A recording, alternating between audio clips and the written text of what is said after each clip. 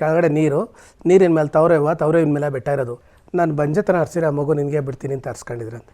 ಅವ್ರು ಅದನ್ನು ತಂದು ಇಲ್ಲಿ ಪೂಜೆ ಮಾಡಿ ಬಾಳೆ ಎಲೆ ಮೇಲೆ ಬಿಟ್ಬಿಟ್ಟು ಸೊಸೆ ಅಮ್ಮ ನಾನು ಅರ್ಕೆ ಪ್ರಕಾರ ನಾನು ಬಂಜೆತನ ಹರಿಸಿದ್ದೆ, ಅದೇ ಥರ ನಿನ್ನ ಅರ್ಕೆ ನಿಂಗೆ ಒಪ್ಪಿಸ್ತಾ ಇದ್ದೀನಿ, ಇನ್ನು ಉಳಿಸೋದು ಬಿಡೋದು ನಿನಗೆ ಸರಿ ತಗೋ ಅಂತೇಳಿ ಬಿಟ್ಟು ಹೊರಟೋದ್ರಂತೆ.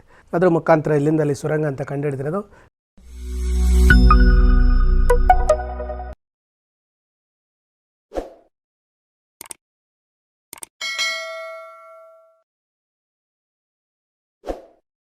ನಮಸ್ಕಾರ ಸ್ನೇಹಿತರೆ, ಟೂರಿಫಿಕ್ ಚಾನೆಲ್ಗೆ ಸ್ವಾಗತ. ಇವತ್ತು ಒಂದೇ ಬೆಟ್ಟದಲ್ಲಿ ಹಲವಾರು ಇತಿಹಾಸ ಹೊಂದಿರುವ 12ನೇ ಶತಮಾನದ ದೇವಸ್ಥಾನವನ್ನ ಪರಿಚಯಿಸ್ತಾ ಇದ್ದೀನಿ. ಇದೇ ಬೆಟ್ಟದಲ್ಲಿ ತಲೆಯ ಮೇಲೆ ತುಪ್ಪವನ್ನ ಸವರಿದ್ರೆ ಬೆಣ್ಣೆಯಾಗಿ ಸಿಗುವಂತಹ ಒಂದು ಅಪರೂಪವಾದ ಲಿಂಗವನ್ನು ಕೂಡ ನೋಡಬಹುದು. ಈ ಬೆಟ್ಟವನ್ನು ಕಕೋರಿಯೆ ಎಂದು ಕೂಡ ಕರೆಯಲಾಗುತ್ತೆ. ಇಡೀ ಬೆಟ್ಟ ನೀರಿನ ಮೇಲೆ ನಿಂತಿದೆ ಅನ್ನೋದು ಪ್ರತೀತಿ ಇದೆ. ಈ ಬೆಟ್ಟ ದಕ್ಷಿಣ ಕಾಶಿ ಎಂದೇ ಪ್ರಸಿದ್ಧಿ ಹೊಂದಿದೆ. ಈಗಾಗಲೇ ಯಾವ ಬೆಟ್ಟದ ಬಗ್ಗೆ ಹೇಳ್ತಾ ಇದ್ದೀನಿ ಅನ್ನೋದು ನೀವು ಊಹೆ ಮಾಡಿರಬಹುದು. ಹೌದು ಸ್ನೇಹಿತರೆ, ನಾವು ನಿಮಗೆ ಪರಿಚಯಿಸ್ತಾ ಇರೋ ದೇವಸ್ಥಾನ ಶಿವಗಂಗೆ.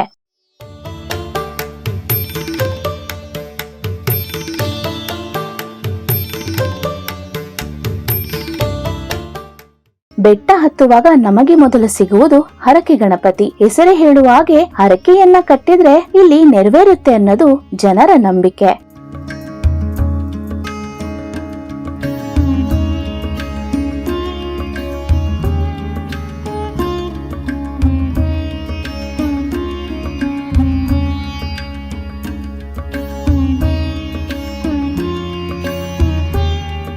ಮಹಾದ್ವಾರದ ಎಡಭಾಗದಲ್ಲಿ ವಿಶ್ವೇಶ್ವರನ ವಿಗ್ರಹವಿದೆ. ಇದರ ಪಶ್ಚಿಮಕ್ಕೆ ವೀರಭದ್ರ ದೇವಾಲಯ ಇದೆ. ಸ್ವಲ್ಪ ಮುಂದೆ ಹೋದ್ರೆ ಬಲಭಾಗದಲ್ಲಿ ಷಣ್ಮುಖ ಸ್ವಾಮಿ ದೇವಾಲಯ ಇದೆ. ಎರಡನೆಯ ಮಹಾದ್ವಾರದ ಪ್ರವೇಶದ ಹತ್ತಿರ ಪಾತಾಳ ಗಂಗೆಯ ಮೆಟ್ಟಿಲುಗಳು ಇವೆ.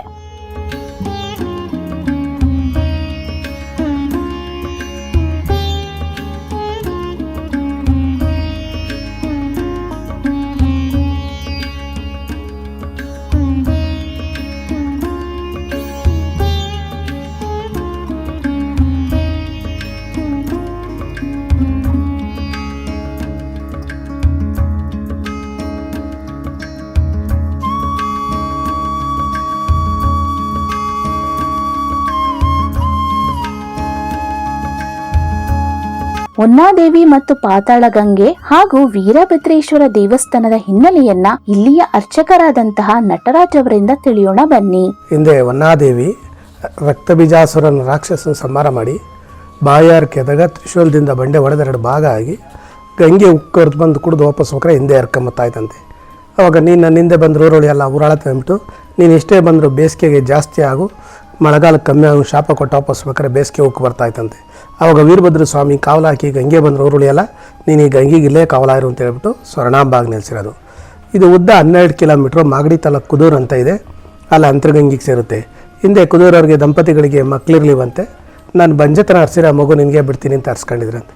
ಅದೇ ಥರ ಇಲ್ಲಿಂದ ಹೋದ್ಮೇಲೆ ಒಂದು ಗಂಡು ಮಗ ಆಯ್ತಂತ. ಅವ್ರು ಅದನ್ನು ತಂದು ಇಲ್ಲಿ ಪೂಜೆ ಮಾಡಿ ಬಾಳೆ ಎಲೆ ಮೇಲೆ ಬಿಟ್ಬಿಟ್ಟು ಸೊಸೆ ಅಮ್ಮ ನಾನು ಅರ್ಕೆ ಪ್ರಕಾರ ನಾನು ಬಂಜೆತನ ಹರಿಸಿದ್ದೆ, ಅದೇ ಥರ ನಿನ್ನ ಅರ್ಕೆ ನಿಂಗೆ ಒಪ್ಪಿಸ್ತಾ ಇದ್ದೀನಿ, ಇನ್ನು ಉಳಿಸೋದು ಬಿಡೋದು ನಿನಗೆ ಸರಿ ತಗೋ ಅಂತೇಳಿ ಬಿಟ್ಟು ಹೊರಟೋದ್ರಂತೆ. ಬಿಟ್ಟು ಮನೆಗೆ ಮಲಗಿರ್ಬೇಕಾದ್ರೆ ವೀರಭದ್ರ ಸ್ವಾಮಿ ಕಾವಲಾಗಿ ಸೊಸೆ ಕನಸ್ನಾಗ ಹೋಗಿ ಅಮ್ಮ ನಿಮ್ಮ ಬಿಟ್ಟಿರೋ ಮಗು ನಿಮ್ಮ ಊರ ಹತ್ರ ಅಂತರ್ಗಂಗೆ ಇದೆ, ಅಲ್ಲಿ ಬಂದು ತೇಳ್ತಾ ತಗೋ ಅಂತ ಹೇಳಿದ್ರಂತೆ. ಅವಾಗ ಇಲ್ಲಿ ಬಿಟ್ಟಿದ್ದ ಮಗು ಕುದೂರು ಅಂತರ್ಗಂಗೆ ಮಗು ಆಡ್ತಾ ಇತ್ತಂತೆ. ಅಲ್ಲ ಮಗು ಎತ್ಕೊಂಡ್ರು ಅಂತ ಹೇಳ್ತಾರೆ. ಅದ್ರ ಮುಖಾಂತರ ಇಲ್ಲಿಂದ ಅಲ್ಲಿ ಸುರಂಗ ಅಂತ ಕಂಡುಹಿಡಿದಿರೋದು. ಈಗಲೂ ಅಷ್ಟೇ ಮದುವೆ ಆಗ ಒಂದು 5-6 ವರ್ಷ ಆಯ್ತಲ್ಲ ಅಂತಾರೆ ಮಕ್ಕಳಿಲ್ದವ್ರು ಬಂದಿಲ್ಲಿ ಶುಕ್ರವಾರ ಮಂಗಳವಾರ ಗಂಗೆ ಪೂಜೆ ಮಾಡಿ ವೀರಭದ್ರ ಸ್ವಾಮಿ ಪೂಜೆ ಮಾಡಿ ಒಂದು ಅರ್ಕೆ ಮಾಡ್ಕೊಡಿದ್ರು ಅಂತ ಒಂದು ಮಗು ಆಗ್ತದೆ. ಏನೋ ದೋಷ ಇದ್ರೆ ನಿವಾರಣೆ ಆಗುತ್ತೆ. ಪಾತಾಳ ಗಂಗೆಯಿಂದ ಮುಂದೆ ಸಾಗಿದರೆ 3ನೆಯ ಮಹಾದ್ವಾರದ ಬಳಿ ಹೊನ್ನಾದೇವಿ ಗುಹಾಂತರ ದೇವಾಲಯವಿದೆ.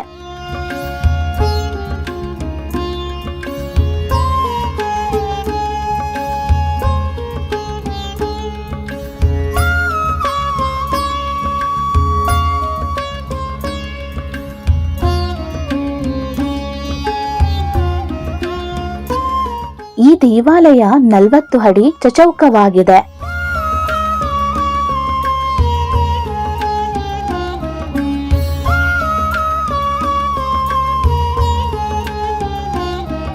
ಇಲ್ಲಿನ ಹೊನ್ನಾದೇವಿಯ ಮೂರ್ತಿ 5 ಅಡಿ ಎತ್ತರವಾಗಿದ್ದು ರಕ್ತ ಬೀಜಾಸುರನನ್ನು ಮರ್ದಿಸುವ ಭಂಗಿಯಲ್ಲಿದ್ದು ಅಷ್ಟಬಾಹುಗಳನ್ನು ಹೊಂದಿದೆ. ಇದು ಹೊಯ್ಸಳರ ಕಾಲದ್ದು ಎನ್ನಲಾಗಿದೆ.